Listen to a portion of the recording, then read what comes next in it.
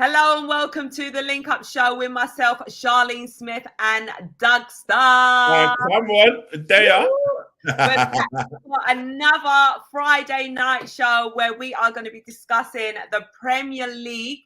We're going to be looking ahead to this weekend's fixtures and also going over the results from last week and finding out who has a forfeit.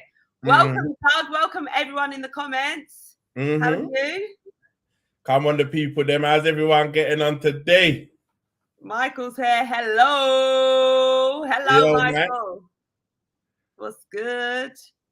Tyrell Gunner TV. Hi, Charlene. Hope you've had a great week. Let's see if the boys can bounce back tomorrow against Villa. I know, man. We need to.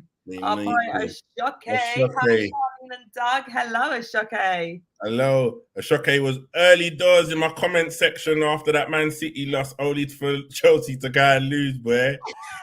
What was he saying? He was just, rare tear. I can't even remember exact words, but I know it was some gloating rubbish. Then on top, he was gloating about something. Then I checked the Chelsea score and I see they were losing 1-0. I was like, listen. Then I saw he post with his hands in his head. Yeah, of course. Man can't come and laugh at Arsenal and Chelsea. Listen, 600 million and they're just playing terrible, man. I know, it's getting from bad to worse for them, ain't it? Yeah, it's terrible, man. It's terrible. You know what I'm saying? Awful. Bad to worse. And they got a full squad now. They got Felix, Mudryk. Hey, you know what? I don't want to get into it, but Mudryk, you can tell, does not want to be there. He's not playing like a man that's just made his dream move. You get me? Arsenal was his dream move, mate.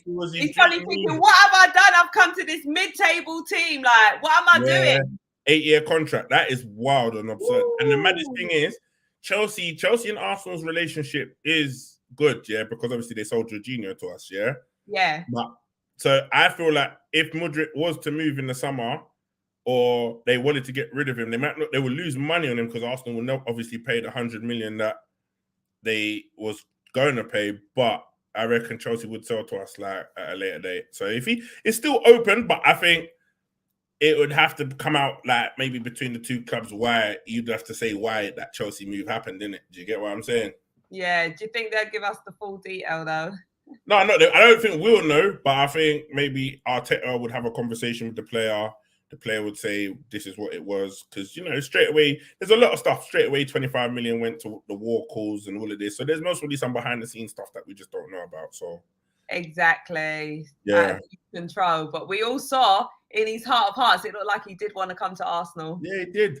I think, I don't know, but I reckon there was like a Champions League clause in it for this season. That's why Shakhtar maybe went with Chelsea, because they were in the Champions League. There was most probably a clause in it. They bought all this money. Their thing is they most probably want to push to win it, but you can't be losing 1-0 to Dortmund with a home fixture and you know what I mean, as your way to get through, because you think they get knocked out of Champions League, and then they get knocked out of Champions League, and then you think next season they finish outside of the European places.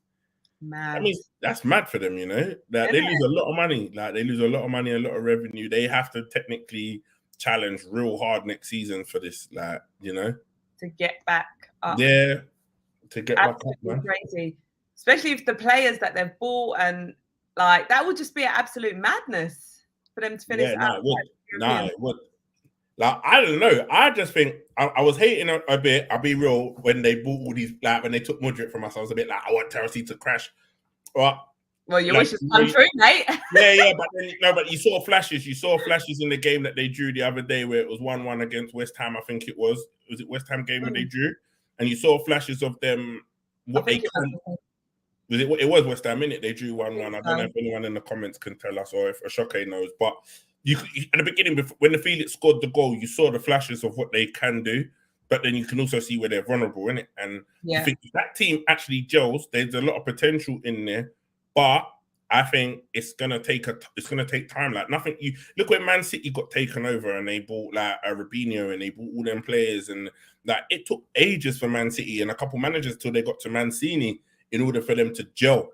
Yeah, and get the right players in the right positions and. That they're going to be tested week in, week out, and a lot of them maybe think that the Premier League, they see Hazard, they see all these other players doing so well, De Bruyne, then they just think, oh yeah, I come to the Prem and I'm just gonna shine. Yeah. And you will soon get found out in the Prem 12:30 kickoff in the East End with them boys that are gonna put in challenges in their back forward. You know what I'm saying? And run at you and your Antonios and them guys. They're not like shit players, innit? Do you get what I mean? Exactly. They get a real reality check, boy. Yeah, real reality check. You soon find out what the Prem's about, man. Innit? Welcome. Mm-hmm. A few more welcomes here, a few more hellos. Rennie B, big up to you. Hey, Doug. Come on, Rennie. Evening. Mm-hmm. Tyrone here. Hey, Sean, Doug. Hello. Come on, my brother. Yes, yeah. Jesse PB. Ain't seen you in a while, Jesse. Hello. Welcome back. It's lovely to see you. Come on, Jess. Good to see you, Charlene. Hello, dude. How are you? Is it Duday? BN? Oh. If you got your name right, let us know Duday. Yeah, Duday BN. You're doing well on the names today, Doug. I'm trying. I'm putting in a little effort with it. You know what I'm saying? Oh, try this one. Tyrone Stephen, that's easy. I was testing you. Try it. All right, well, we need to do this tomorrow. Tyrone, listen. Oh. All right, listen. You know what? This is how we ride or die for this team. Yeah, I swear. Arsenal tried to turn me into a meme this week. Do you get what I'm saying? Like my phone went off. You know what I mean? Front row Arsenal game, 3-1 down, 84th minute. Amazon's got my big face all over the screen. It was mad. It was mad. Yeah. For those that didn't see, there he is, right there. Mad. 3-1 down. You know what? That game. You know what I noticed, Char, yeah? Yeah. And I don't think this is where I think Arsenal fans, I'm going to say this to the boys, we need to be patient and we need to understand. You know what I saw when being like, because those seats that we're at, you're actually like ground level, like you're literally on level with the pitch, yeah? Yeah. And when we missed Partey, what I realized about the Arsenal side, Partey is the player that's like your big brother. You know, like when you're in school, and you get into a madness with like year 7s and you're like year 7 and you're like a little year 8 boy is bullying you and he's onto you.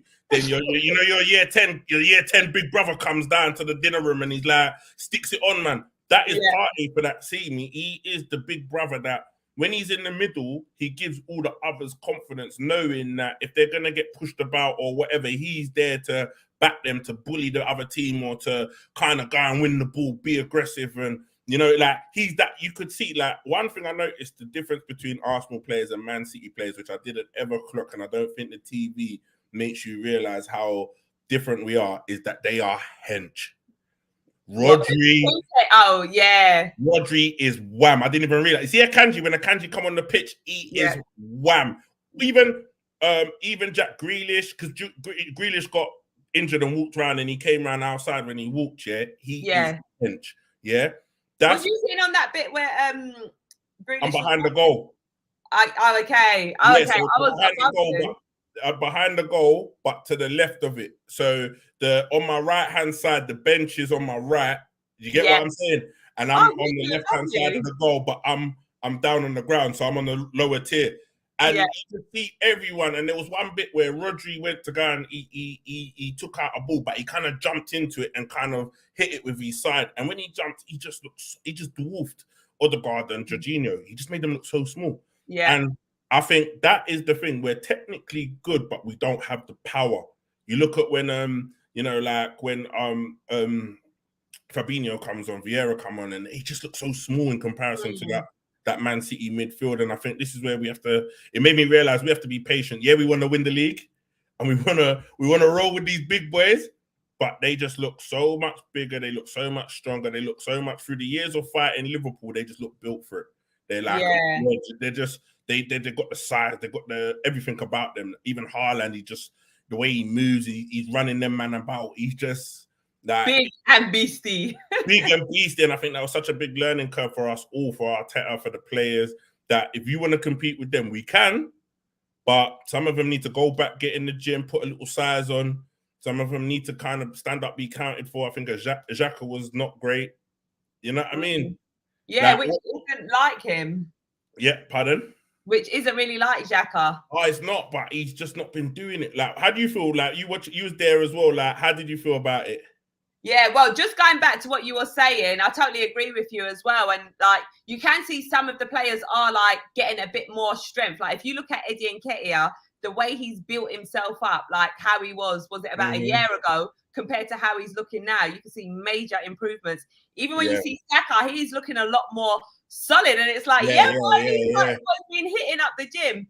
But it's all a process, you know, to build that power, to build that strength, get that muscle growth and everything. So, yeah, I see what you're saying, Doug. But first of all, I just want to say we need to be blessed. Like, look at what we're arguing and upset about. The fact that we didn't beat Man City. Yeah. You know, that is impressive. Mad. And that's why I take the banter. Like, I don't mind being a meme or pin-up because, yes, I'm disappointed because you got to think, Man City have always beat us. So, like, for us to really challenge them, you could see that the win meant something to them. Like they went, you know, like when they scored the second goal and then when the third one went in, they all celebrated. Even the fans, that third goal, they all started singing. And for them, it meant something. So that just shows that we've been pushing them.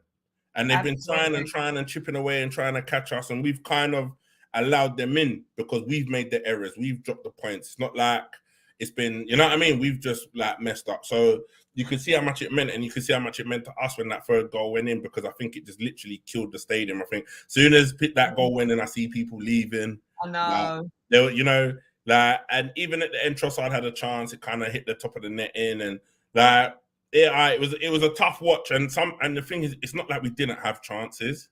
We did. We had some good chances, man. From off. And I'm sorry. I'm sorry. I don't apologize. But even like, I don't know how you feel about it. But how I feel now, like even with Nketiah, like I'm not gonna shit on him because I think he's done so well coming in and representing Jesus. Yeah. But I think Nketiah is a player that's almost still for potential. It's not like right now where Arsenal's at. We need a striker that comes in and delivers straight away. Which is what Jesus was brought in for. Yeah. Like we've always had prolific strikers. You look at even when Aubameyang was there, up until the contract, Aubameyang was banging 30 goals. Do you get what I'm saying? 20-something goals in Prem season. Like, you know, he was like battling for Golden Boot. You think Lacazette was kind of banging when he came. Then you think before that we've had Sanchez, like Robin van Persie, Henry. We've had like all the we've had prolific goal scorers, isn't it? And like we've always been known for having that. And I think he's just not prolific enough. He's a guy that, maybe down the line he might deliver and bang goals. But I think where Arsenal's at right now, we need someone that delivers right now. That you look at those chances, the header that needs to nestle in the, you know what I mean? That needs to be nestling in the back of the net. You know, them chances need to be getting put away. And I just felt like we just lacked that. Yeah, just going back to what you're saying though about us, obviously, you know, comparing our strength to Man City's strength, saying, you know, we're not quite there yet. Is it sort of like a similar pattern with Eddie Nketiah? It's like, well, he's our number 14, he's our striker, and he's not quite there yet, but he needs to be playing in these Premier League games in order to get there. So obviously, we really want to win the league this season. But then on the other hand, we're also, you know, looking ahead to the future. So is it a bit of a catch-22, you know? It is. But all right, let's look at even Rashford. And you look at some players, you look at Rashford, there was almost a point everyone thought he was dead in the ground. But look at him now. But the quality's there. And it's like, it's almost he's caught form, he's caught fire. He's found that burning, there's no denying in the lower years, in the lower, like when Nketiah coming through the ranks, academy, under 21s, under 23s, he scored goals. So we know there's goal scoring ability in him, but in a time right now is the time when you kind of got to step up. Like you got to find it. You got to find it from somewhere. You got to find that magic. And I think what we're lacking right now is that player that is like when Jesus was fit, he was providing the magic. He's getting the ball down. He's turning. He's exciting everybody. He's doing right now since he's been injured and Saka has been holding it up, but Saka's still young and learning, so we can't really put all the weight on his shoulders, even though we keep giving him the world-class title. He's still doing his bit, but he's not light. See, when I'm talking about light, you see like Sanchez. You see like when we had Sanchez, Sanchez was our old school. He was like the new version of Henry that we needed. That he comes, he will light up a game. You know, cup finals, Sanchez is a sure thing to score. Like, you know, he's gonna turn a player, he's gonna light it up, he's gonna do what he can he's gonna carry that team in it. And I think we haven't got that anymore.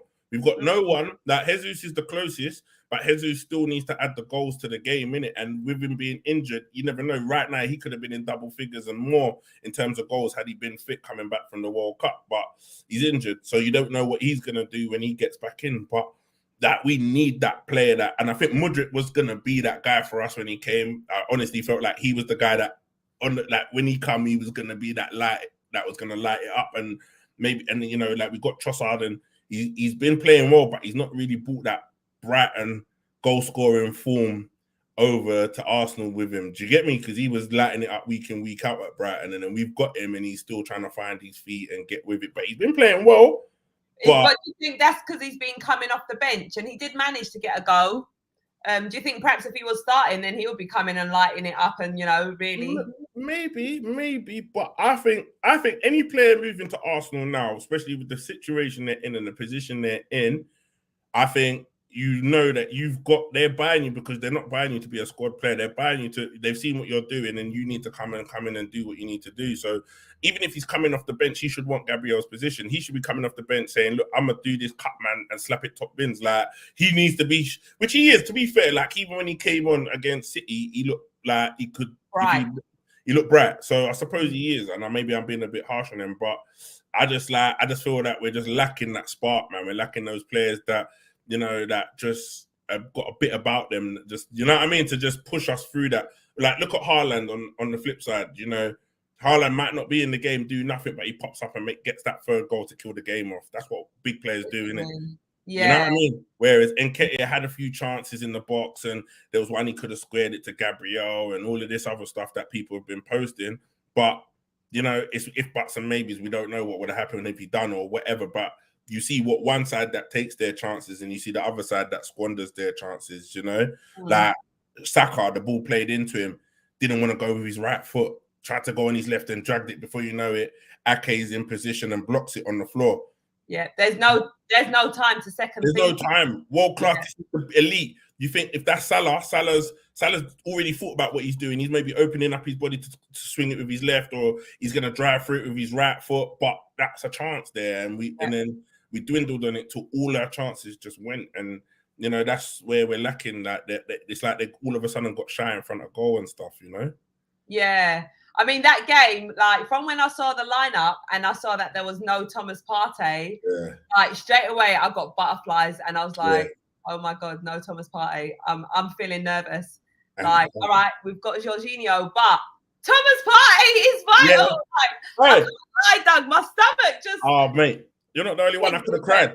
I nearly cried. I think I messaged Simon, like my boy, and I was like, bruh, I can't believe this. And then they gave us hope by putting out the picture before kickoff saying that, oh, he's arrived with the team. So I thought, then he wasn't in the team lineup. I said, no. I knew, like, this is the thing, and it's sad, and I see a lot of people talking about, do we consider replacing him? Because he's missed all the big games. Replacing Partey? Like, or getting someone in that gives him a run for his money, because it's like all the big games that we've needed him for, you think, United away, he weren't there. City, like Tottenham away last season, he weren't there. It's like the games where we need those guaranteed 3 points, and it's all against the big six.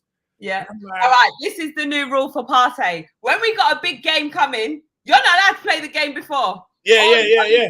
5 minutes or something. Like, we don't want to risk you. Yeah, it's like, you know, he gets injured. I remember the away game. No, actually, the away game at Tottenham last season, he started. Then remember, he got injured. And he went to the sideline, and Song got the ball and ran in and scored. And out. And then remember, And remember, Arteta took him off, and Arteta was fuming because you remember he instead of going down on the pitch, he ran to the sideline, and then they broke on us. Do you get what I'm saying? It's like, and then he had to come off, and mate. Wait, was that the same game where he sort of went like he was coming up, and then Arteta's pushing him back on?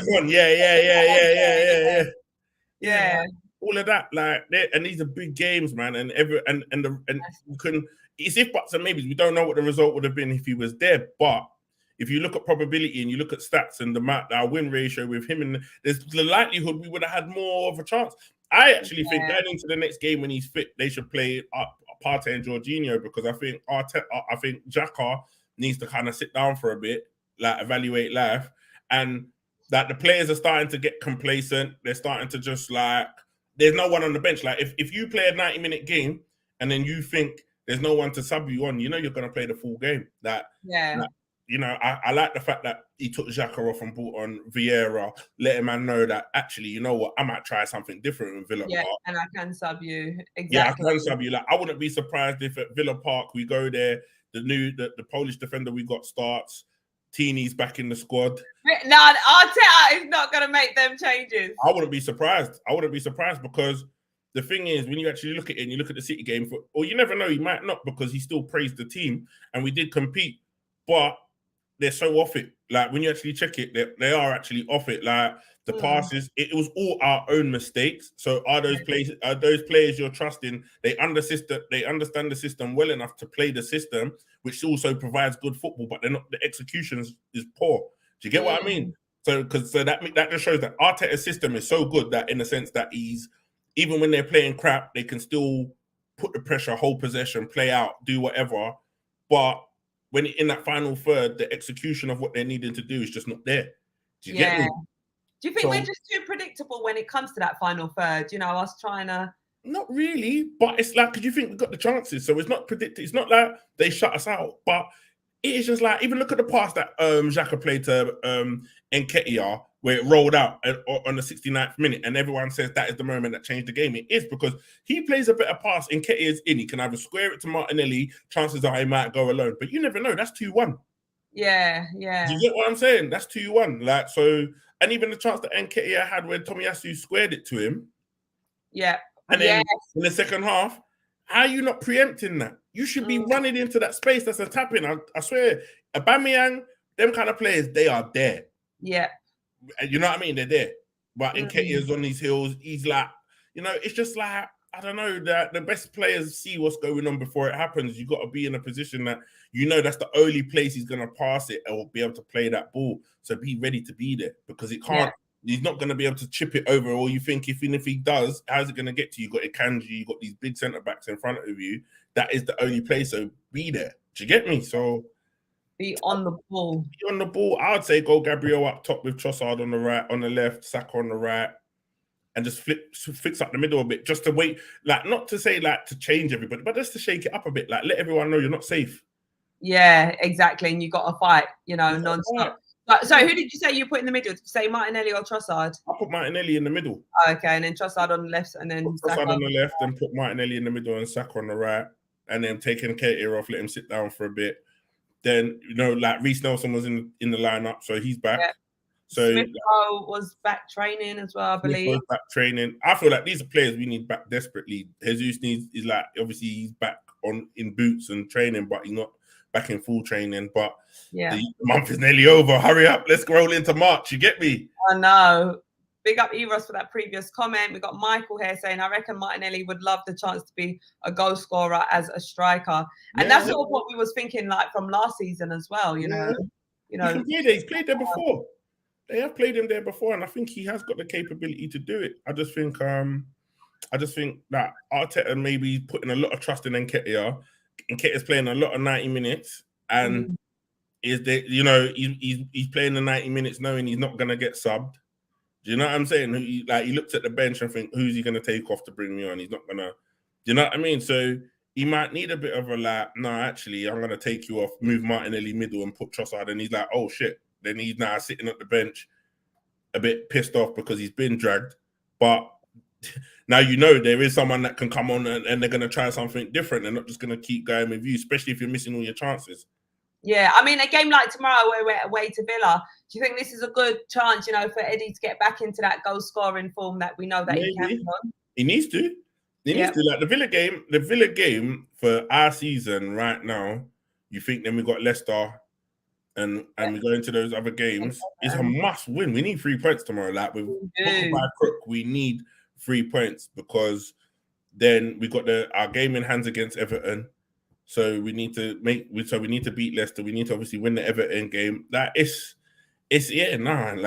vital, man. So they have to find it from somewhere. They have to. Yeah, 100%. And I think tomorrow is the day that we redeem ourselves. Michael is saying, any predictions for who will drop in the chat tonight, Cecil or Arteta? Have you here yet? Yeah. Shaka say maybe G. And it maybe says, what's ready be where you both are happy we beat Spurs? Mate, I predicted that. Remember, I said I predict Leicester City's going to win. I can't remember. You did. I did actually. You did. I know that's a 33 points, and I saw that result. I was like, damn it. Yep. I was like, yes. Yeah, no, but you know what? I think Tottenham have been poor. When you look at some of the teams that have just been underperforming and getting away with it, everyone's been waiting. And you know what's mad? It's like everyone's been waiting for Arsenal to slip up. Yeah, I thought that literally my phone erupted after that City game because it's like everyone. But then you got a lot of people that are just slipping through it. And like Tottenham have been crap. For all the goals Kane scored, Tottenham have been terrible. I think the manager's definitely looking to cut in the summer. I reckon they'll get Pochettino back. Pochettino don't mind managing them with no budget. You know what I'm saying? They're not gonna I see some stuff about the club was looking to be there's been takeover talk, but Tottenham don't want to give up majority ownership. Okay. So they're only offering 49%, which still gives them the majority. So I think these Qatari and Abu Dhabi or whatever teams or owners, they want ownership. They want to own that. Full ownership. Yeah. Just like with Man U as well, isn't it? There's bids tonight. I believe the Qatari are offering something substantial. I think, don't quote me. Big money. Willing to pay their debts, willing to do a lot, invest 3 billion back into the club. It's mad though, because you know what? It's like you look at even like the Roy Keanes, you look at all these people that went to the World Cup, had so much opinions about their rights and human rights and all of this, and then everyone's happy that the club, these same human rights people that you're upset about, the ones that are pumping money, like where's the morals in it? So I think that's a bit of a funny one. I think it would be funny to see how everyone around Manchester and the team kind of reacts to that, because I see a lot of fans that are like, yeah, but then these are the same people that are tweeting about human rights and the World Cup being wherever they are, no alcohol and all of this rubbish. Yeah, exactly. It'd be interesting to see how that all pans out. Michael here saying, on the bright side, we'll be in the Champions League next season. Yeah, 100%. 100%. We do need to look at the positives, but at the same time, it's like, well, we've come this far, we want to go all the way. And but then, and you know what? I think as Arsenal fans, I read a lot of stuff on Twitter, because I don't really type on Twitter too much, but I read a lot of the things in it, I think we're just too reactive. Like, we've had so much time of pain, but so it's like everything we just react to. And I think we blew our load on the whole Man United game, because I think we built up that so much, like it meant something, like it was so deep. It's just it was just another game to play for. Yeah, it meant something because they beat us and Thomas was in the game and Casemiro. But it's like we allowed ourselves to peak as a fan base, as a club at that game, not knowing that you still got 18, 19 games left to play. So you can't get two emotions riding on each individual game. You got to kind of ride it onto the next one. Come in, support the boys onto the next one. But I think we're battling and bantering and doing all this so much that everything means so much in every game. And that you could even see it, like the Everton lost, and you go to the next game and the Brentford game, and the fans ain't giving it like they was before. And even like you saw it, like when Man City went 2-1 up, you felt the stadium just die after that. Like, they want to be chanting Arsenal, and get the boys riling like we was the first half of the season. But everyone's too, it's like we're all deflated. We need to kind of pick ourselves back up, be happy for the situation. Like you said, happy for where we are, and just cheer them on regardless, and because that's how we was at the start of the season. We didn't care. Even though we was winning games, we were just gassed. We just watched All or Nothing. We loved it. It was just like the vibes, the energy. Yeah, and it's like we've forgotten all of that, and it's like now every little thing is like, oh man, this, that, we're gonna, we're so hell bent on winning the league. Like, we should just enjoy the ride. We're actually challenging. We're in a title race that we haven't. I know, that's crazy. Yeah, The last time we was in a title race was when Leicester won the league in 2015 or 2016 or whatever it was, and Giroud didn't bang no goals for about 15 games. You know what I mean? So like, let's just enjoy the moment and get behind the boys. And because you could feel it, the nervousness in the stadium at 2-1-1. Oh no, not necessarily but as soon as that goal went in, that killed it. That killed us all. Yeah, because there was a point where we were still being loud, and even when we were missing our chances, we were still getting behind. Like, come on, Arsenal! Yeah. And I think it just started as the performance wasn't picking up with our energy that we was giving. I think it did start to quiet down a bit, and it's like when we conceded that second goal, it was just like, oh my god, it's a third one. I was just like, oh my god, like I was so upset, like I was absolutely gutted. I mean, the reality is we're not going to win every single game. Like I totally get that. Like we do not wake up on a daily basis and we're always on 100. We have our bad days. The same thing with football. So I get that and I understand that, but you can't help but just feel that emotion of, oh my god, we've just lost. I'm heartbroken. Like 100%. Like your whole mood, you just go from being like on cloud 9, absolutely buzzing, to I just don't even know what to say. Oh mate, I was hurt. I was hard. So was I. Like I was wounded. But with all that rudeness, it's like it's like the next day, I can't say I actually got out of that mood because I had to go work straight after. So I can't say I got out of that mood straight away. But then the next day when I woke up and I thought about it, and I was like, we are actually comparing ourselves to the City and Liverpool's of what they did in the last few years, where in order to win the league or whatever, you understand you have to go through big stretches of like unbeaten runs and do whatever. Because you know what it's take. Like Liverpool, only in all their time they were battling City, they've only won it once. So you know what it takes to beat City. But we got to also understand this league, I don't think it's like that this season. I think everyone's dropping points and Man City have dropped points, and we need to understand that what them two teams did was unnormal. Do you get what I'm saying? And I don't think it can be kept up. And I don't think everyone's saying 85 points can win the league this season. So all we have to do is win on like 12 games. Do you get me? We have to, you know what I mean? So we have to realize that you're going to drop points like everyone else has. Look how many times Man United's lost this season. Look, Tottenham. Everyone's losing. So, and we've only lost, it's going on 3 times now. Yeah. Is it 3? Yeah. Everton, Man United, now City. Yeah. I mean, that's not bad out of like. Come on, man. Like when I thought about it like that, I'm like, wait, so we're in the end of Feb, and you're telling me this Arsenal squad have lost 3 games all season? Yeah. Like, come on, man, we need to relax because we were losing last season. There was times we was losing 3 in a row. Yeah. Do you get what I'm saying? And then we'd start back winning again. So we need to stop panicking. We need to relax. Like, if we just look at the fact that we're in a title race by City, now the pressure should be off. City have caught us now. You know what I'm saying? So now let's just relax. Everyone get with it. Let's go. Like, let's just play. Let's just play to win. And if they drop points, they drop points. But let's just relax because they're there now. So City's to lose now. We have a game in hand, but I don't want to put the pressure on us anymore. Oh, we got a game in hand and we can get just leave it. We're even. It's a shootout. Yeah. And we might be just lucky that we get one extra bite at the apple with that game in hand, but it is evenly square and it is a shootout. And if it finishes square, they got more goals than us. So that's it. That's how we got to look at it, man. And to be fair, like they got Holland. Like look at their squad. Do you know what I mean? Man. Like this is why we got to give ourselves more credit because to be fair, like our squad is quite thin.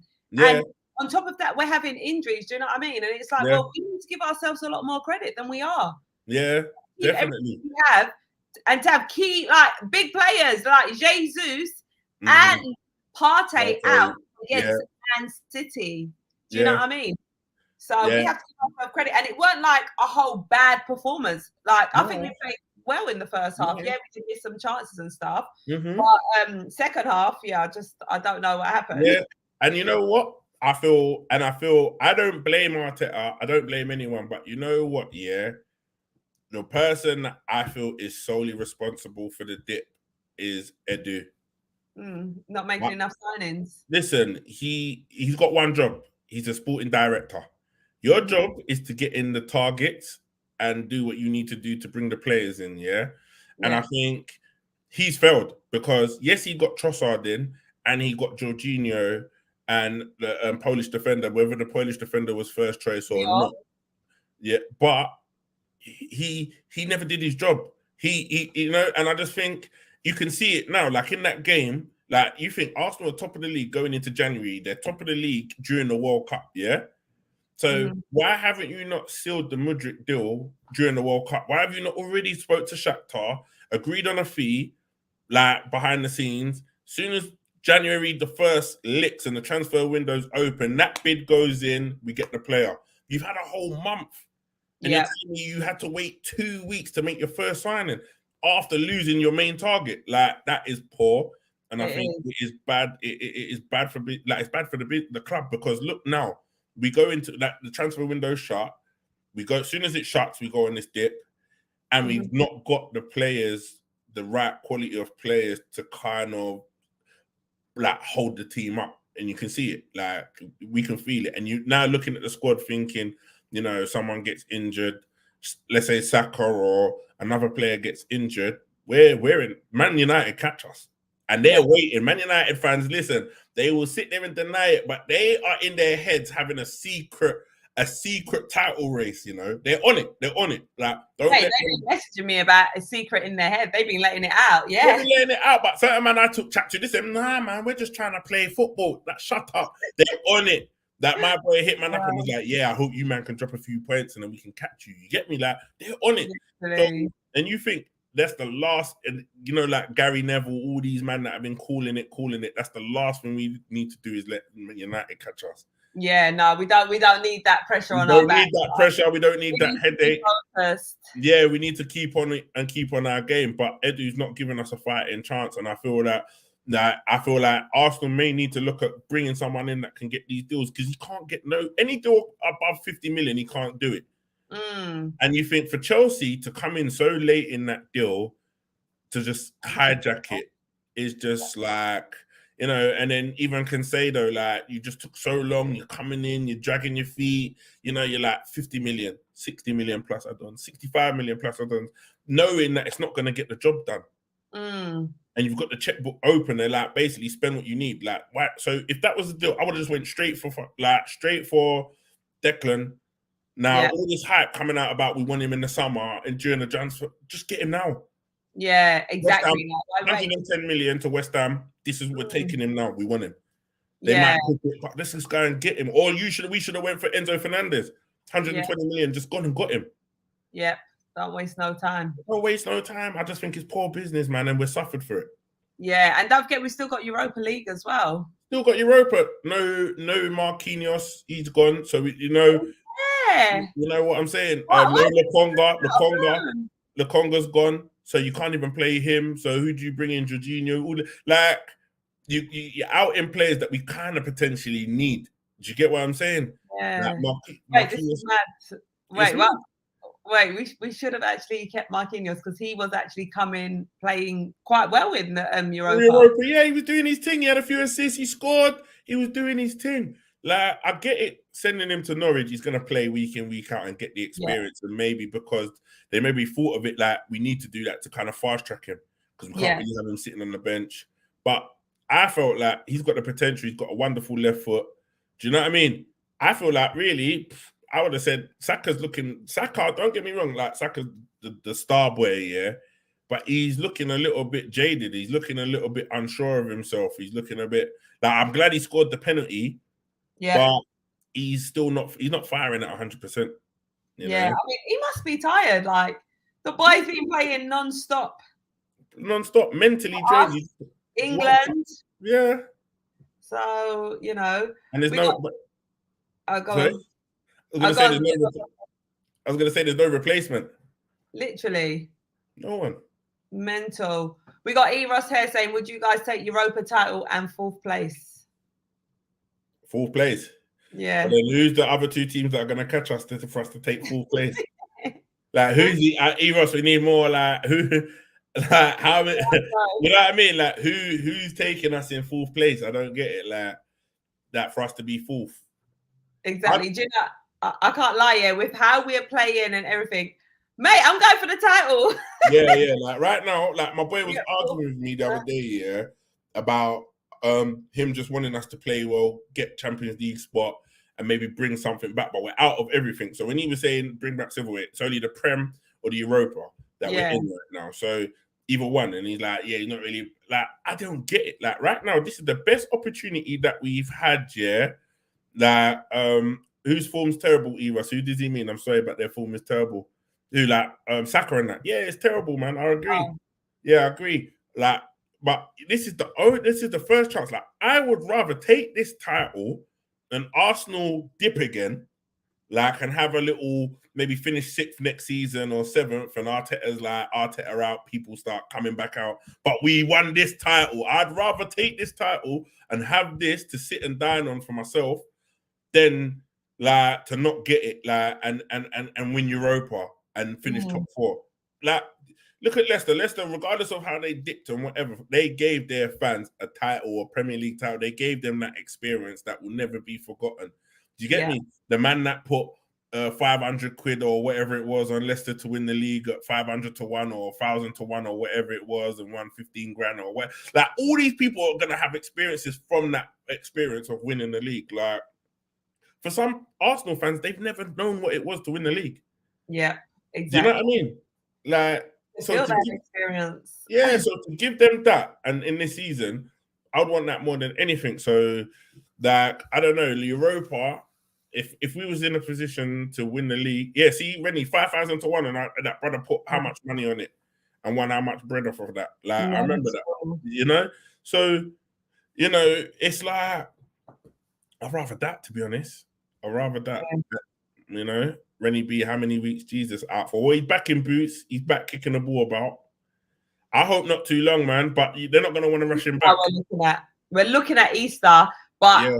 You know, like our previous injuries, we don't want them to come back and then, you know, they're back out injured again. Yeah, and us, like, we need to start looking at some proper recruitment and replacements. Like, you know, like, there's too many men that just get injured, man. Like, you think we're having a title run season and Smith Rowe hasn't played any Premier League minutes? I know, it's mad. Hardly any. Like, I think he came off the bench for 1 game. Was that Premier League? Yeah, I don't even know. It might have not been. But it's like, we can't keep putting our faith in these players. You either bring in big players to replace them and then let them fight for it, or they play the cup games and find some form and then maybe come back into the big fold. But we have to be thinking bigger. And sometimes I think in the Wenger era, we all as Arsenal fans got attached to players too much, like really attached to them, to the point where, I see people arguing like, oh, well, we're going to go look for this player. And they'll be like, oh, but what about so-and-so's development? So what? Listen, bring that big player in. He's going to have to fight for his team. Like, we can't have a bare 11 and then just a bench of players that we don't want to play just in case, and because we love these lot. Do you get what I mean? Yeah. Like, Smith Rowe needs competition or step up or leave, because we can't just have this, like, where, like Wenger used to play Walcott, he used to love all these players, but sometimes they just let him down and he would still show love, and they would let him down time and time again. And we can't have that where we're loving these players, but they can't stay fit. Like Tini, I love Tini, but I think he can't stay fit. He's not obviously playing the way Zinchenko's playing. Then you think Tavares is having a mad season at Marseille. Yeah. Right now, even though he does still do his madness, like he scored a goal and then got sent off straight after. He's doing bad stuff, but he's on fire. Yeah. Bring him back and let him jump back in and give Zinchenko a run and then sell Tini if you have to, because but he can't play. Listen, Tini struggles to play that inverted role unless you're going to play Tavares as a winger, push him on a bit. Well, then we can have Tierney bringing something different. Yeah, maybe so.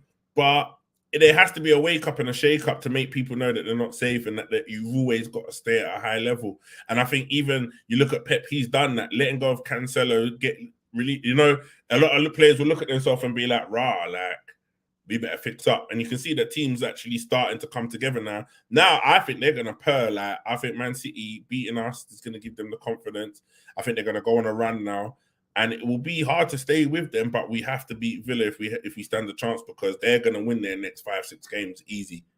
Yeah, exactly. But yeah, that's why we got to stay focused on our thing and just... Yeah. We can't be gifting nothing at this point. Everything's so crucial Cool. Musin here. Big up, Musin. Nice of you to join us. It's been a while. I think we are going to go on a run of games because the pressure is now on them, which it definitely is. It is. Or either way, I feel like the pressure is on, but it's kind of also taken off. Like, you think that whole build up to that Man City game, that was the game that was moved. We should have played it ages ago. We should have played it when we was in form. Yeah. Like, you know what I mean? Like, we should. Yeah, but it was originally. It was originally like before the World Cup. Yeah. But us as fans was avoiding that game because we was on a run. We didn't want to play City. But really, we should have played City. Yeah. We might have won that game. You get what I'm saying? And then you think our next City game isn't to the end of the season. So we would not have seen them till late in the season again. Yeah, in the Prem. In the Prem. Do you get what? Or maybe we would have seen them in the FA Cup, but then you could have thrown away that game and whatever, or done whatever. But now we've met them when we've met them, and it's given them a bit of momentum. When we had the momentum when we should have played the game. Do you get what I'm saying? Literally. So, I feel like now that we've played them, you can just say it's done now. The pressure's off. They've caught us. Let's just play now, innit? And refocus. I think we will pick ourselves up though, because we are showing, look, we can be mentally strong. You know, Unai Emery needs to roll over for us like he did Man City last week. I watched that game. I was so vexed. Aston Villa was so bad. They were so bad. And you know what vexes me even more is that I know come 12:30 on tomorrow kickoff, them boys are going to be playing out their skin. Douglas Luiz is going to show why we should have bought him. You know, Coutinho is going to step up. You know, like you just know what Jacob Ramsey is going to be doing bits, but they were so poor at City. Yeah. You know what I'm saying? They were terrible at City. When I watched that game, it was horrible. And then, so they need to bring that horribleness to, you know what I mean? That Arsenal game. You know what I'm saying? Yeah. Mate, literally, we need to go there as a threat. Like, don't go there like, you know, on a downer. Make sure you go knowing, right, we're going to win this game. Yeah. Like, that's the mentality we got to have. Ross is saying, look at Partey as well. I'm sorry, he's constantly injured and needs to be replaced. That's the same thing that you were saying. I cannot agree with this. Cannot agree. He can't. He's irreplaceable. No, he is. No, don't get me wrong. I love Partey. Yeah, I love Partey, but too much. You know, like you see, like with Man City, like Rodri could get injured. Man City's got they got Calvin Phillips. They've got like look when they bring on Calvin Phillips in the game. Yeah, you're basically shutting up shop. Yeah. And you know what, as well, I noticed as well, is how much the Man City players push our players about and grab them and like little nudges, and they kind of, you might not see it, like I don't know when everyone's, but they bully us, you know. Yeah, no, 100%. And you know, we need, like, I think we need to go and get Declan. Cancelo. I feel those standings need to happen. We need that strength in the middle. And Partey, that way, if Partey does get injured, you've got someone like Declan. Declan understands it. He can clean up, sweep up, do what needs to be done. And can say that, like, sometimes you might just need to play games where you just play two strong madmen in the middle. And then it's like, also, I don't understand, like my why we did it in the transfer window. Like, there was a player that my friend mentioned the other day that his like buyout clause was like 52 million, and he's meant to be this bit like sick player. Like, why don't we just go and get him? I can't remember his name, but like, why don't we go and get an Anua? Or do you know what I'm saying? Why didn't we go and get what's the Brentford strike? Ivatoni. Yeah, exactly. Like in the transfer window. Like Tammy Abraham. Like, you know what? You know, like sometimes what I used to see, you know, like what Fergie used to do. Fergie, like, you know, like halfway through a season, January transfer window comes, yeah, and then you will see that you got like a player that's in form for another team. He'll just go and take their informed player, you know. Yeah. It's like Arsenal never really looked at the fixtures and thought, you know what, these are the games we've got coming up. How can we weaken our opponents to benefit ourselves? Like, you know, Everton, you try and maybe go for Ananua because he's a sick player. Why don't we go and take him? Then when we play with Everton, they're going to be a bit weaker. Ivatoni, like, why don't we, like, he's on form. Like, let's go and get him. Yeah. And we also see Brentford in a couple of weeks that he might want to score against his old club and have a little like, you know, Fergie used to always think ahead. You know what I mean? Like, you know, Man United always used to take the informed players from other teams. Like, do you get what I'm saying? Yeah. Like, it's just, I just think it's just poor that we're not thinking ahead and making those type of moves and just like, yeah, it's money, but splash it out, sell another player in the next summer. But if you bring home that title and you've had to spend 200 million to do it, then it's money well spent, in it. Do you get me? You know, to do. Mate, Michael O'Hare is saying, I bet Cherney would boss at the moment. Would you bring him on? Would you make some changes there? Zinchenko didn't have the best game against City. I mean, prior to that, he was really good. Yeah, he's been really good. I think the City game is too emotionally charged. Yeah. The boys, I think it was hard for him to it's a hard game. You think he's been at City for a long time, there are all these people. And I think they played smart, playing around with Zinchenko to take the seriousness out of the game for him. And then in his head, emotionally, you could tell he still wants to do whatever, but it's still he's playing against his boys. And like there was a bit where him and Carl Walker ran off the pitch, and then they're hugging each other, and Carl Walker's grabbing him. It's all beautiful. Like, it's no malice, but they're doing it because they're boys. But they almost knew that if they do that to Zinchenko, they nullify him, and he is vital to us progressing the ball up pitch.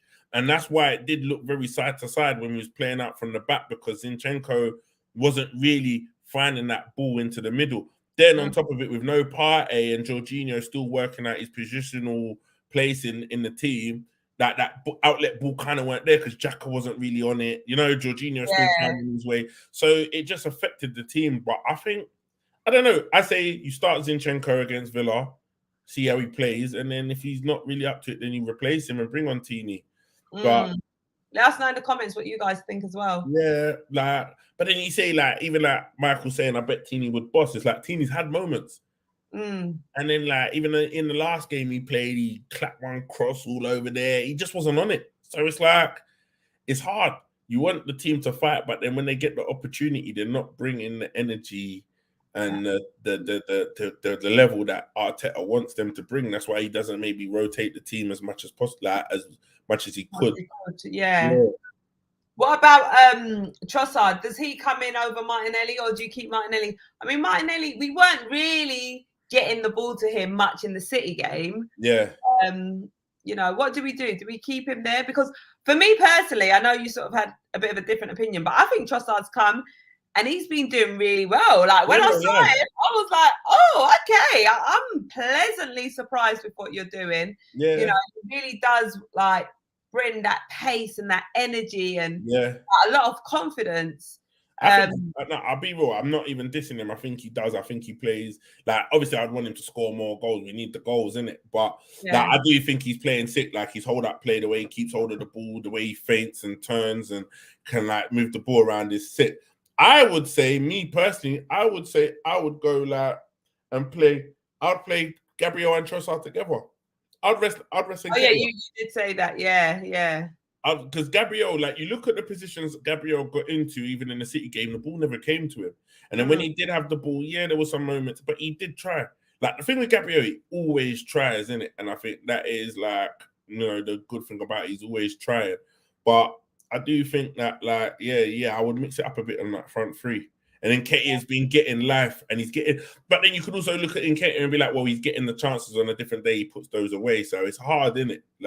It must be hard for the manager to make changes and take people out. I think for me personally, I would keep Eddie because he's shown, look, I can score goals. So I would just try and get him back to how he was scoring and everything. I mean, it's been a few games that he hasn't scored in. Yeah. So I would keep him.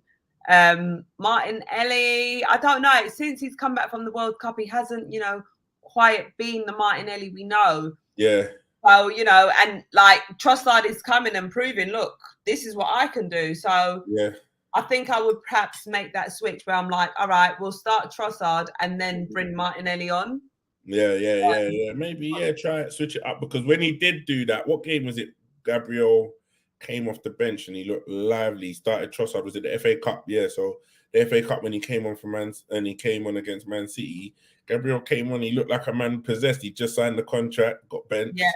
You know what I mean? He looked like a man possessed. So maybe he might need to drop him off the bench. Maybe a couple players might need to just be dropped just to wake him up a bit. Just to wake him up a bit and see what it's like from the sidelines and see where they can help. It doesn't hurt to not be on the bench. Do you know what I mean? And have that feeling and know, like, actually, you know what, when I get back on, I'm taking my chance. I'm not trying to sit here.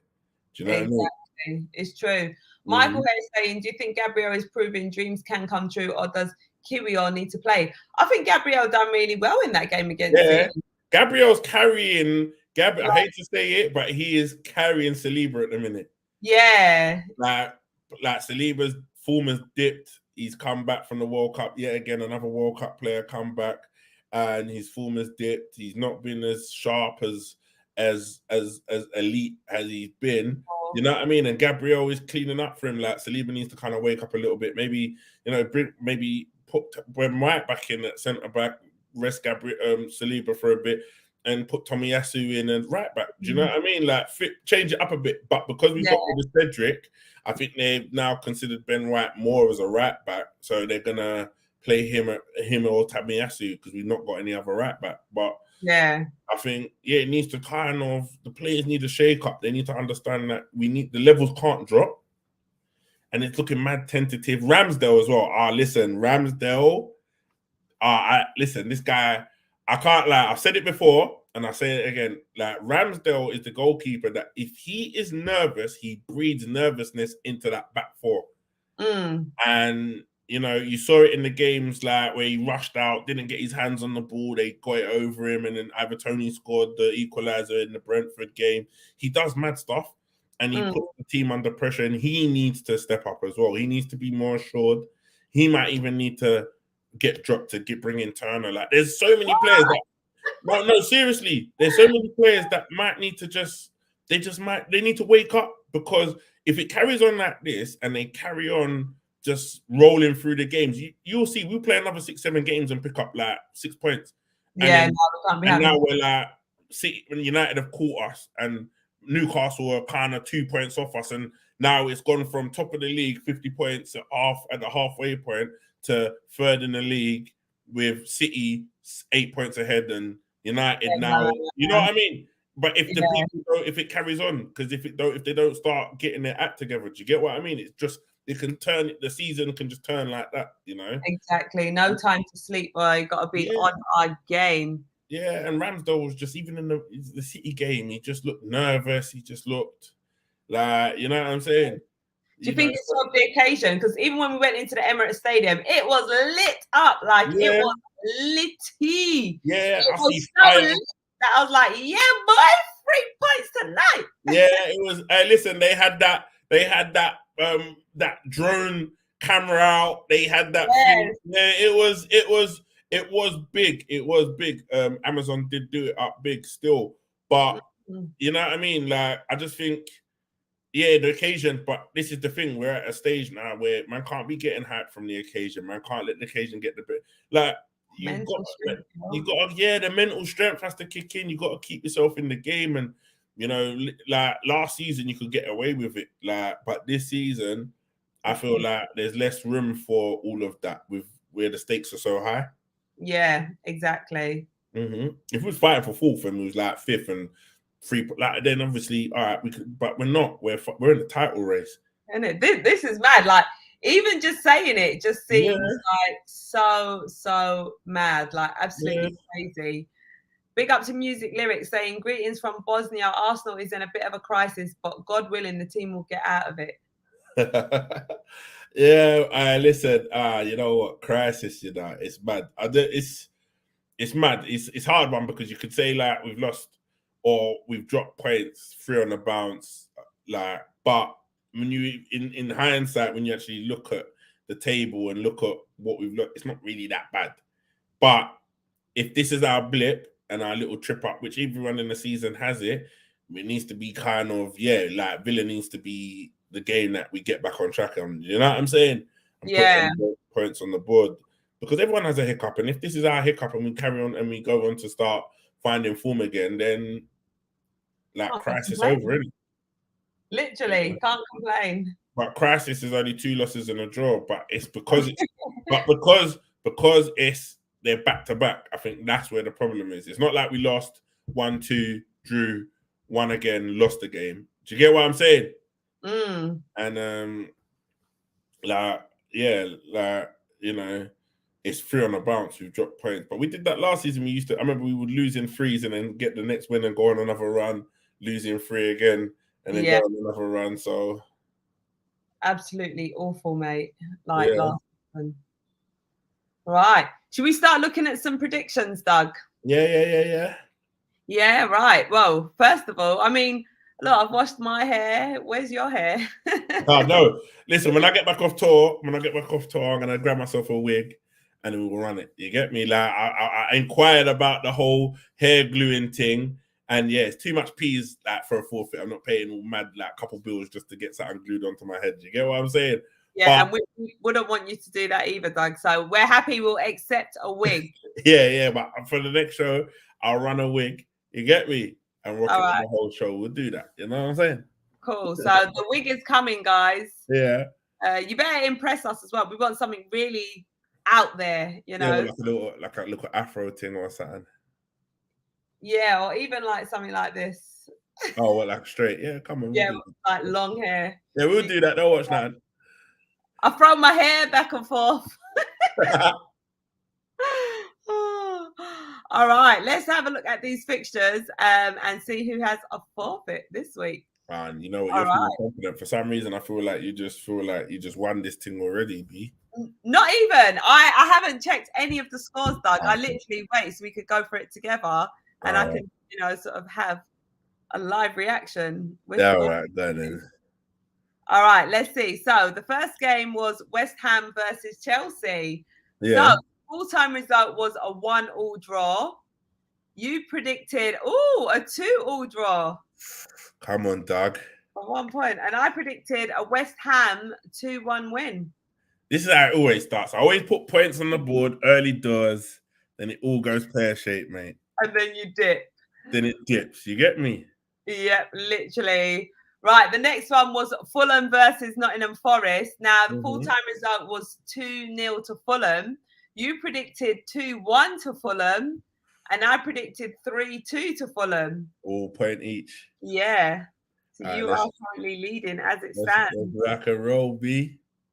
All right, now the next one was the one that, you know, no one was expecting, but I was expecting this win for Leicester City. Full-time result was 4-1 to Leicester City. You predicted 3-1 Tottenham, and I predicted 2-1 to Leicester City. Oh, so you got a point. Yep, so we even. Ooh. Right, I can't believe they whacked them 4-1. No, I didn't see that coming, to be honest. I thought Tottenham would have powered that game out. Innit? I was like, what? I was celebrating. Right, the next one was our game, which, you know, there's a bit of controversy over it as well. So we got the 1-1 draw. However, it's been announced that Lee Mason has now stepped down after the mistake that he made, you know, with the VAR not drawing. Oh, he stepped down, yeah? Yeah. Just confirming the comments, but I'm sure it's like pop up on my phone. But, mate, he's come out and said, you know, it's been a mistake. Where's our points? Yeah. Like, my thing is, with that whole Lee Mason thing, it was so blatantly obvious. Yeah. It was so blatantly obvious. And, you know, it feels corrupt. Do you get me? Yeah. Like, it's even the first one, you could see the players blatantly holding Gabriel.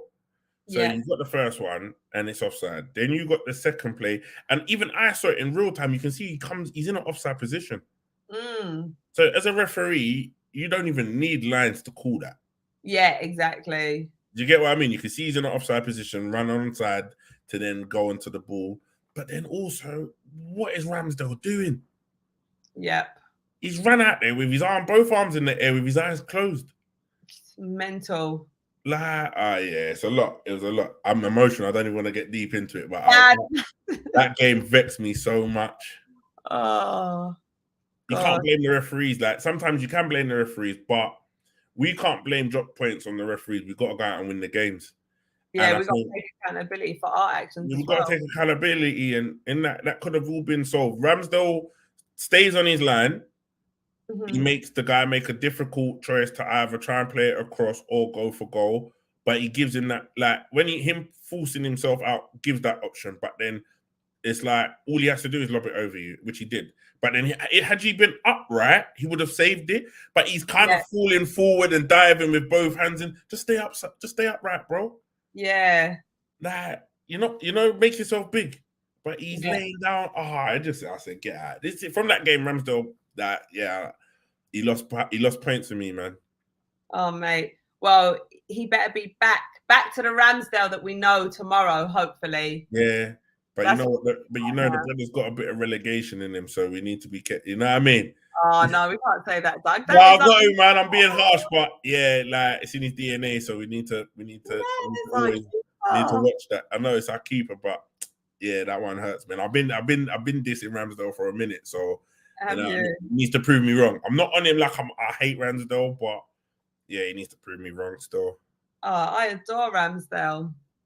See, this is the problem. Too much adoring, man. Too much. That saves him. Which is, I don't get me wrong. I love Ramsdale. Like, I love the way he winds up the fans. But you've been brought in. We got rid of Leno for you, yeah. Like that, you've been brought in to be the number one and take over a man that, to be fair, Leno weren't bad. Do you get me? Just that he just couldn't play from the back, and he was a bit shaky. But then you're coming and doing the same things. You're meant to be the upgrade, so you can't be the man that like triggers the nervousness in Gabriel like he has done, because sometimes he makes Gabriel mad nervous. Yeah. And I've said it because I remember the first time I mentioned it, and then in the Fulham game, what did he do? He played that pass to Gabriel. Gabriel gave away the penalty or gave away the ball. He does that. Gabriel's the first one to, out of that back four, Gabriel will always be the first one to get nervous. Yeah. It's always Ramsdale that triggers the nervousness. You get me? So that confidence back, like like how he started, just confident and do you know what I mean? Confident on it, man. Because between the two of them two can lose us a game when they're ready to, Yeah. You know what I'm saying? Yeah. All right. So in that game, Arsenal v Brentford, full-time result was 1-1. You predicted 3-1 to us, and I predicted 3-0 to us. So neither of us get a point for that. I don't get the both teams to score to. No, I'm joking. Like a new thing. I'm just trying to get anything. Well, you know what? I did get both teams to score, so it's a bit like Arsenal, isn't it? Every point counts right now. Every point counts right now. So we're still on 2-2. Yep.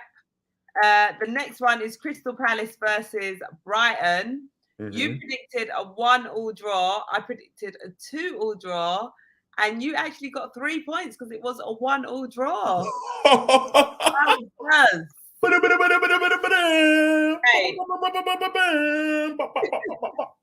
Hey, don't play with him. Oh, mate. Sorry, I ain't got big energy today. I've done like 2 workouts. That's all right. But I'm literally like, woo. Yeah, it's all right, sir. We understand. It's easy. Cool. Because I'm losing. Yeah. All right. Next one is Southampton versus Wolves. So Wolves went down to 10 men. They got a 2-1 win, though, over Southampton. And their manager was sacked. Just see Michael's comment. Michael put, Doug, which door leads to the Emirates? What's he talking about? My door's behind me. I don't know. Why you got so many doors, though, Doug? I know, but this is... All right, so I will explain. This is storage, yeah? But the storage runs... Because I'm in the loft conversion. This is a loft conversion, yeah? So the storage runs all the way along. So that's why there's doors. But it's all my lean gang stuff's in there. So it runs all the way along. Like I could go in through this door and walk all the way out and come out the other door. Do you do that? And the door at the back is the door that brings you into the room. So that's what it is. It's just because the camera faces this way. That's why. Yeah. So you could, because it's like, look, it's like there's another door there. Do you get what I'm saying? So that is a joke. These don't miss a thing. Yeah, it takes you to Narnia still, Michael. Yeah. You want to go on a little adventure? You want to go on a little adventure? You know what I'm saying? Isn't it? Right. So Wolves won 2-1, 10 men. You predicted 0-0, and I predicted a 1-0 Wolves win. So 1 point to me. Dougie! Slowly. Were they win 3-1? Huh? Did they put 1-3-1? Who? Wolves. Was it 3-1 or 2-1? No, 2-1. They came back from a goal back. They came back from 10 man and a goal down. They were losing 1-0. And then they got a man sent off. This is what I said at the Man City game. So they got a man sent off. Lemena got a yellow card earlier on in the game, and then he got sent off because he ran to the referee, and he was the third person to run to him. So the referee gave him the yellow because it happened later. Also, during the weekend where a player got yellow carded for being the third player running to the ref and surrounding the ref. So that was obviously something the refs were doing. So I was saying in the Arsenal City game, how come the City players never got carded for surrounding the ref? Because that was the thing that they've been doing all weekend. Yeah. And then they all ran to him to, I think I don't know if it was for the penalty challenge or whatever. And they all ran to him and no one got carded. There was a few times the referee was surrounded by City players and nothing was done. Mate, Edison was getting on my nerves.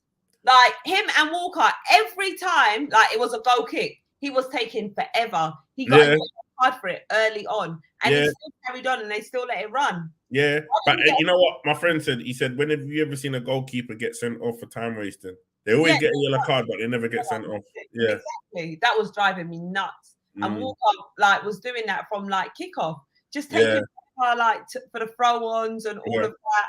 But I think it's because I think in that first half, they realized it's like when Newcastle came, Newcastle thought they were going to press us and bully us and do whatever. And they quickly realized they couldn't. So they retreated and went into the 2 banks of 4 and whatever and just really kept it really tight. Ended up 0-0. And then they were wasting time as well, wasting a lot of time. And I think City, when the game started and how we was playing, City quickly realized, okay, we're not going to. So then I think City were happy to walk away with a point. Yeah. Maybe nick a win and then shut up shop. Do you get what I'm saying? Yeah. And whatever. But then we dropped off and they see it. And he made the change. He brought on a Kanji, went to 4 at the back. We didn't respond. You know, it took Arteta ages to make those changes. Do you get what I mean? That they should have come on a lot sooner. And we didn't respond, and then boom, boom, third goal in, then the game's done, innit? Do you get me? That was heartbreaking. Yeah. We bounced back. Yeah, when they made the 3 change to 4 at the back, we should have responded and changed up our defense as well. Do you get me? Literally, we should have. But we live and learn, eh? We live and we learn, you know what I'm saying? Right. So the next game was Bournemouth v Newcastle, 1-1 draw. You predicted 3-0 to Newcastle, so 0 points for you. And I actually predicted a 0-0 draw on this one. Oh, so you get a point. 1 point to me. Oh, that one was that was close. Huh? That one was close, yeah. Because it's only because I think my 0-0 that I chucked in the prediction before made you chuck that 0-0 in, but you might have gone 1-1 if I hadn't done that still. I remember saying that I need to do a 0-0 because if I win that's 3 points plus the 2 clean sheets. Remember? Yeah. Inspired by your previous 0-0. I actually can't remember now. No, we've never had a 0-0 prediction. No one's ever really it's only because we've done it or thought about it the other day. Yeah. We never normally would put a 0-0 in that. None of us have ever predicted a 0-0. Exactly. Gonna have to start doing it more often. Yeah. All right. The next one is Leeds versus Man U, where Man U got a 2-0 win. You predicted 2-1 to Leeds. Oh, Dougie.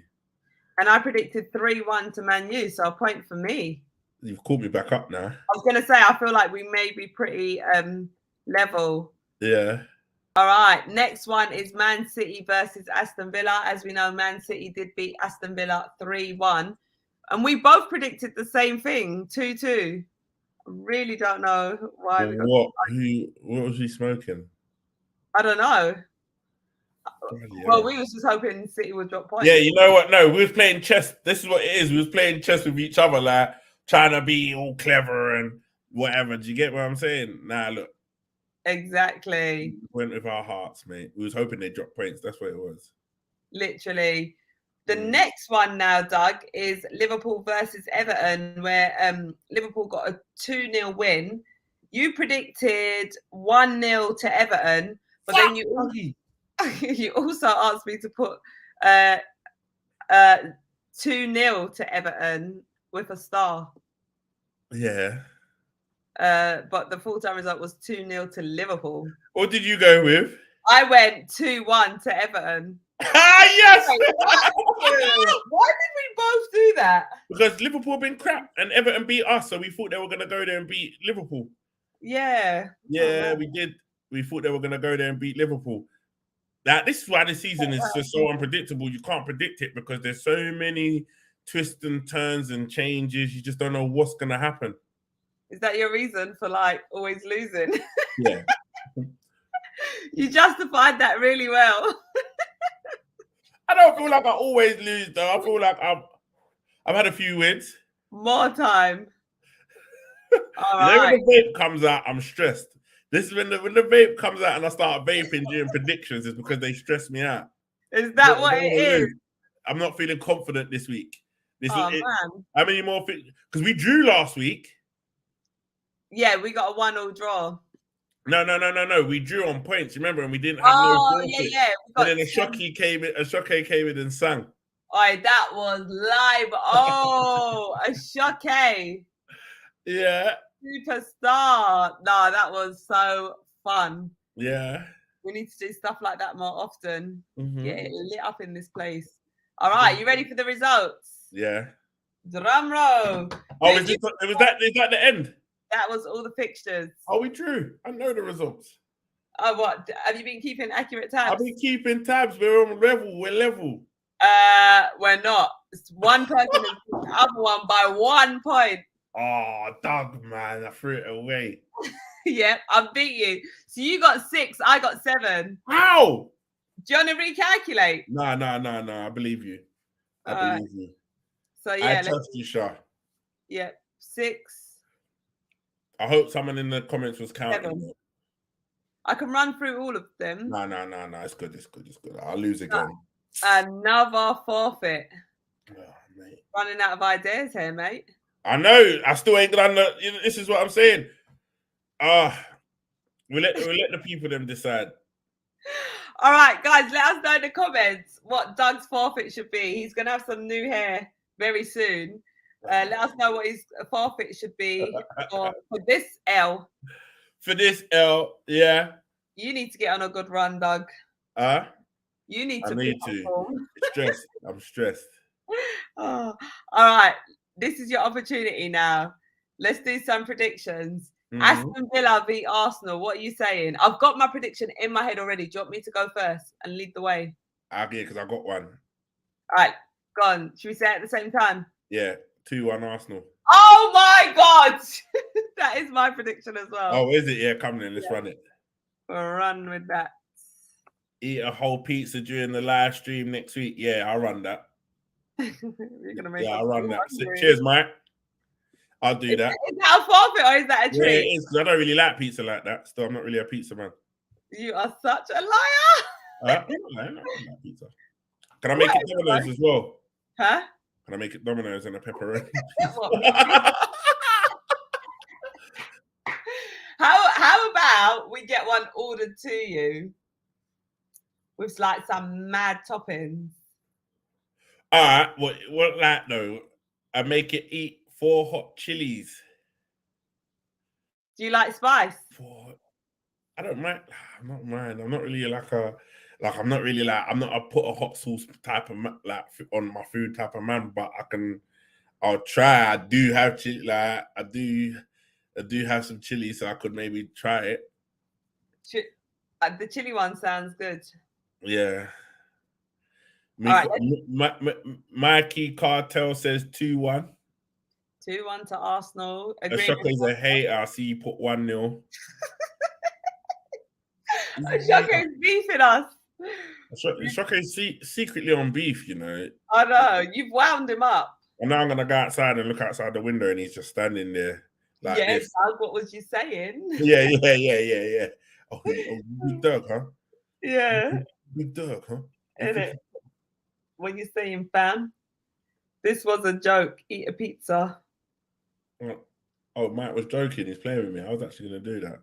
Isn't it? Big up Charlene and Doug. I'm going 4-0. Arsenal. I would love the 4-0. We need the goal difference. We need the goals. All right, I think he needs to run with Vieira, though. I feel like Vieira looks like he wants to play. He looks like he's looking there, sitting there, frustrated, feel like I can bring. But then he came on and didn't do nothing. So I don't know, man. I don't know. It's Arteta though. He ain't gonna do that. Yeah. I'll be surprised. All right, next fixture is Brentford versus Crystal Palace. Oh, I'm going for a 2-2 draw on this one. Yeah. Lukonga, the man might get some minutes. Oh, he might bang the first goal. I'm going 2-1 Brentford. I swear, ain't Zaha injured? I don't know, but is Zaha injured? I don't know. He might be. I think I don't know. He might be out. He might be in. Yeah. Not sure, but you made your choice anyway now, so you can't change it. Other options. Let us know. To be fair, Palace have a good team. Like they do have a good side. They should be winning more games than they actually are. To be fair. Exactly. Wolves versus Bournemouth.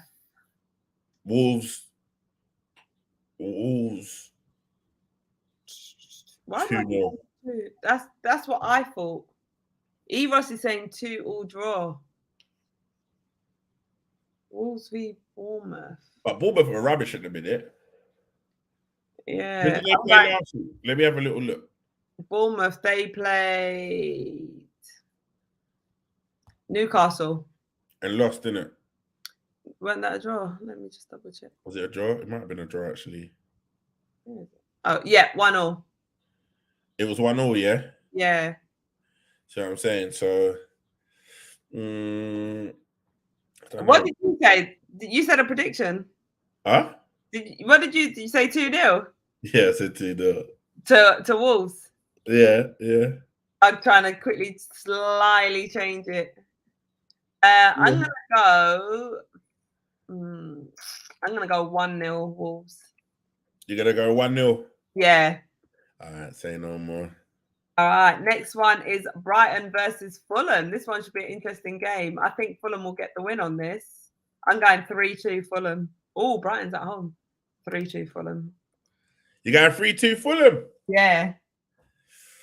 Oh, I'm going Brighton. Go on, make it exciting.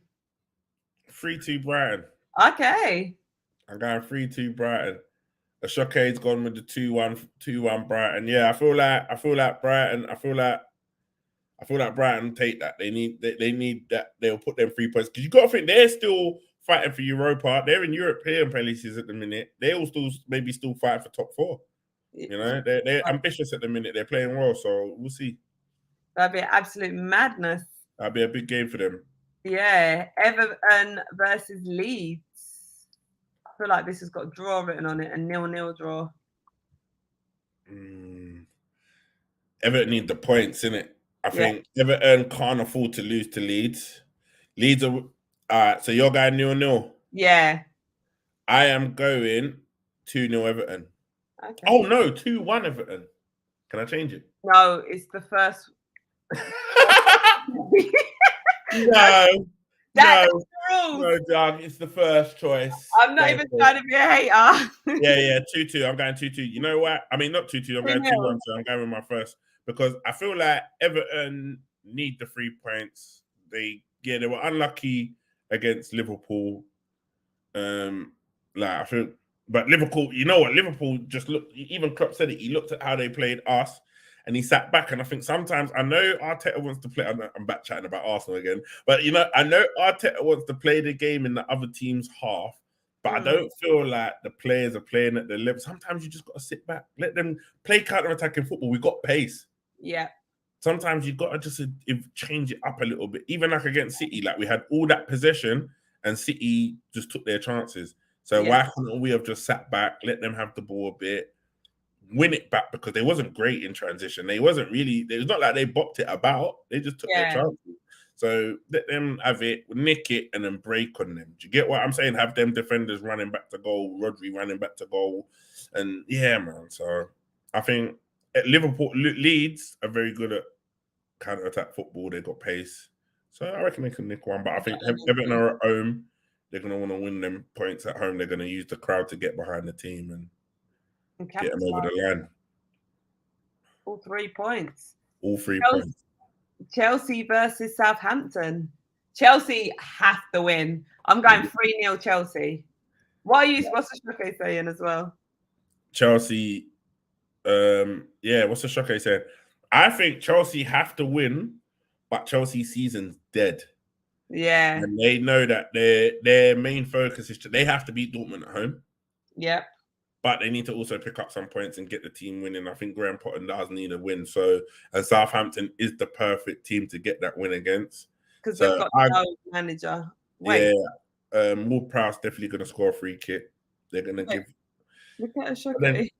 Southampton have been so poor, man. I just think, I think I'm with you on that. I'll say 3-1. Shoke's gotten 2-1 Southampton. You don't believe that. See the thing with Chelsea fans right now. Chelsea fans, they spend all this money, they're hyped for all these players, but they know the team's so crap. So they want to be like, yeah, we're rubbish, we're going to lose. But deep down in their hearts, they want Mudryk to score, they want Felix hat-trick, they want all these players. Like, they want it just to be like, you know what I mean? But everyone's going... That's mad. I didn't watch the Chelsea game. I've not really watched their games, so I don't really know how they're playing. I know that my guy, I saw the goal that my guy scored against them, and the way that he took it around them, man. He got around Enzo real easy. You know, I think buying Enzo after he just won a World Cup is a hard one because it's like, is there any hunger to play football right now? Exactly. When you're a World Cup winner, you've just made all your dreams come true. Really, you just want to go back to Argentina and chill with the fam. Yeah. You know? Mad. Hence why Shoke saying I'm not confident in that game. Yeah. Charlene Cole taking no prisoners. What's that? As in not letting you change your score? No, yeah, probably. Rules are rules, baby. Rules are rules. Innit? We can't break them. The next one is Nottingham Forest versus Man City. I want Nottingham Forest to get some points, but mate, Nottingham Forest. Listen, Man City 4-0. What? Yeah, Man City. That is the perfect game for them away. I'll be surprised if they hiccup or they stumble against Forest away. They're gonna bust up Forest. Forest are gonna come and roll over. I reckon 3-0 City. Yeah. All right, next one is Newcastle versus Liverpool. I mean, this feels like it's going to be a draw. Newcastle versus Liverpool. And Newcastle. Yeah. I'm going 2-2. I was going to say that. Was you? This is mad. Yeah, I think 2-2 popped in my head because I feel like Liverpool can score, but I feel like Newcastle can as well. But a part of me feels like Liverpool kind of want to and have to win it. And I think their season has kind of taken a little bit of a change after getting the points against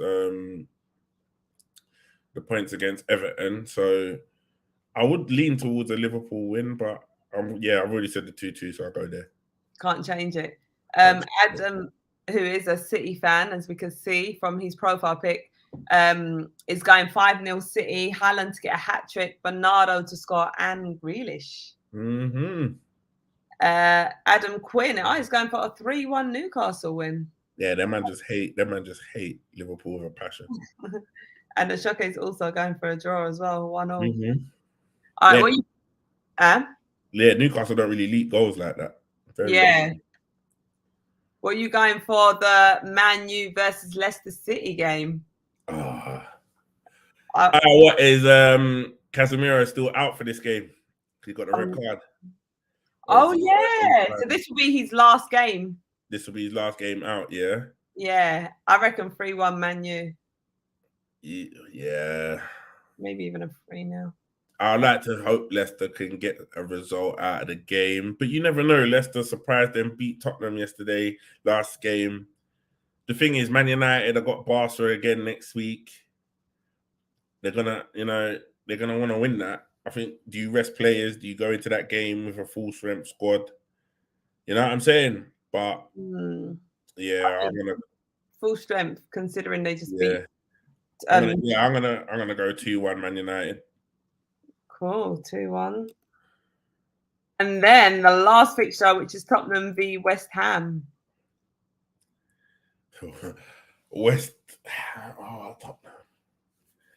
Tottenham lost against Milan on the week as well, innit?